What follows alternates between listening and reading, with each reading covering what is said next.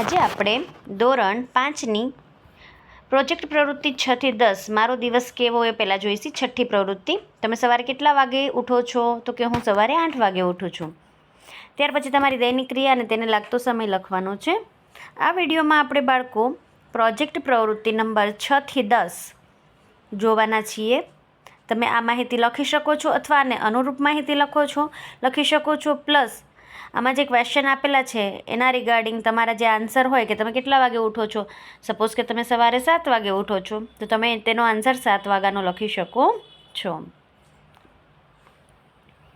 તમને નાહવામાં, જમવામાં, નાસ્તો કરવામાં, શાળાએ જવામાં, ટીવી જોવામાં, સૂઈ જવામાં, પ્રાર્થના કરવામાં તેમજ બપોરનું ભોજન કરવામાં જે સમય લાગતો હોય તે પ્રોપર ટાઈમ અહીંયા લખવાનો છે.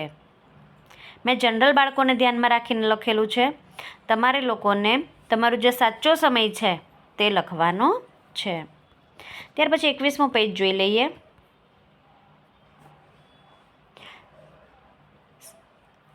સાફ સફાઈમાં, શાક સમારવામાં, વાસણ માંજવામાં, શાક દૂધ અને કરિયાણું લાવી આપવામાં અને ઘરના વાહનો સાફ કરવામાં મદદ કરું છું. તમને સૌથી વધુ ગમતો દિવસ કયો છે અને કારણ?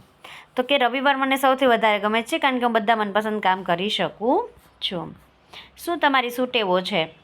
તો કે મારી શું ટેવો છે? સમયસર ઉઠવું, જમતા પહેલાં હાથ ધોવા, વડીલોને માન આપવું, નિયમિત ગૃહ કાર્ય કરવું, નખ અને વાળ નિયમિત કાપવા અને ડીશમાં હેઠું ન મૂકવું.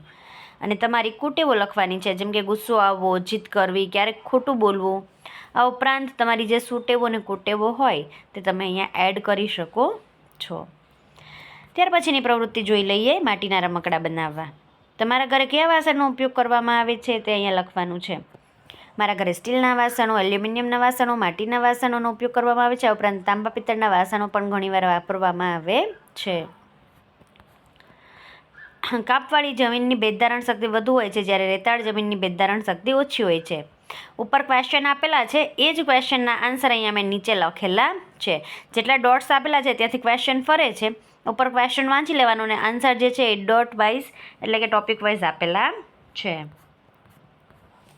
ત્યાર પછી 23મો પેજ જોવાનું નથી કારણ કે બસ આ પ્રોજેક્ટ પ્રવૃત્તિમાં એટલી જ માહિતી લખવાની હતી.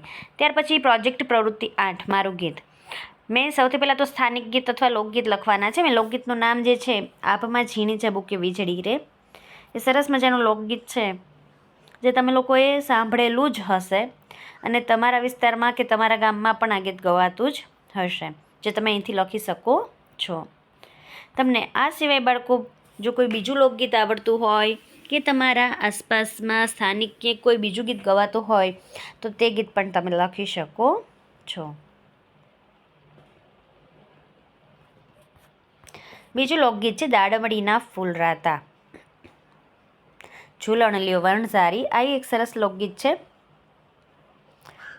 તમારી આસપાસમાં બીજા લોકગીત ગવાતા હોય પ્લસ તમને આવડતા હોય કે તમે બા દાદા પાસેથી જો શીખાઓ કે એ લોકોને આવડતા હોય તો એની પાસેથી પણ રેફરન્સ લઈને તમે લખી શકો છો.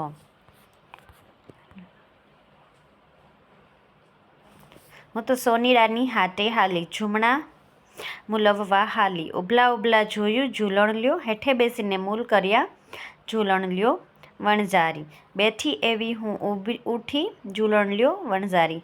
સરસ મજાનું લોકગીત જે છે એ લખ્યા પછીની પ્રોજેક્ટ પ્રવૃત્તિ જોઈ લઈએ આપણે. 9મી પક્ષી જગત.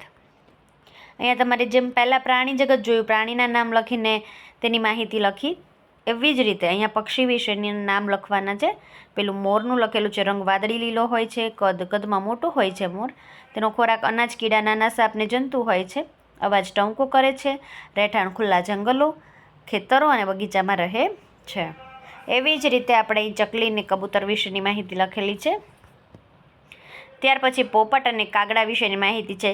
જેમ કે પોપટ જે છે એ લીલા રંગનો હોય છે, તેનું કદ મધ્યમ હોય છે, અવાજ તીણો, રહેઠાણ વૃક્ષોની બખોલ, ખેતરો, બગીચાઓ અને શહેરી વિસ્તારમાં પણ પોપટ જોવા મળે છે. કાગડાની થોડીક માહિતી અહીંયા લખેલી છે, જ્યારે સામેના પેજ નંબર 27 પર પણ કાગડાની માહિતી લખેલી છે. તેનો અવાજ કાકા હોય છે અને રહેઠાણ અહીંયા આપેલું છે. શહેરી ગ્રામીણ વિસ્તારો, જંગલો અને બગીચામાં જોવા મળે છે. ત્યાર પછી સમડીની માહિતી આપેલી છે બાળકો. ત્યાર પછી કોયલ વિશેની માહિતી આપેલી છે અને સૌથી છેલ્લે આપણે બુલબુલ લખેલું છે, જેનો રંગ ભૂરો હોય છે. કદ 20 સેન્ટીમીટર લાંબુ હોય છે. ખોરાક ફળો અને જંતુઓ, ફૂલોનો રસ અને અમૃત જે છે એ ખાય છે. અવાજ જે છે એ મધુર અને ચીરપિંગ જેવો હોય છે. રહેઠાણ બગીચાઓ, ખેતરો અને માનવ વસાહતો. ત્યાર પછી છેલ્લી પ્રવૃત્તિ જોઈ લઈએ 10મી, શું જમીએ. કયા કયા મરી મસાલાના ઉપયોગ થયો, કઈ સામગ્રી વપરાણી, કયા પદાર્થ વપરાણા તે લખવાના છે. સૌથી પહેલાં તો મેં રોટલી લખેલું છે કે જેમાં ઘઉંના લોટનો ઉપયોગ થાય, પાણી અને તેલનો ઉપયોગ થાય. બીજું છે શાક. એમાં કોઈ તમે ઘણા બધા શાકભાજી લઈ શકો છો. ને શું બનાવવા માટે તમારે શું જરૂરી હોય તો કે તેલ, પછી જીરું, હિંગ, હળદર, ધાણા, જીરું, મરચું, મીઠું, મરી મસાલા અને શાકભાજીના કટિંગ્સ. અને દાળ વિશેની માહિતી છે. ત્યાર પછી તમે ભાત માટે ચોખા જોઈ, પાણી જોઈને મીઠું જોઈ. ભાતમાં મીઠું નાખતા હોય તો જોઈ, ના નાખતા હોય તો ચાલે.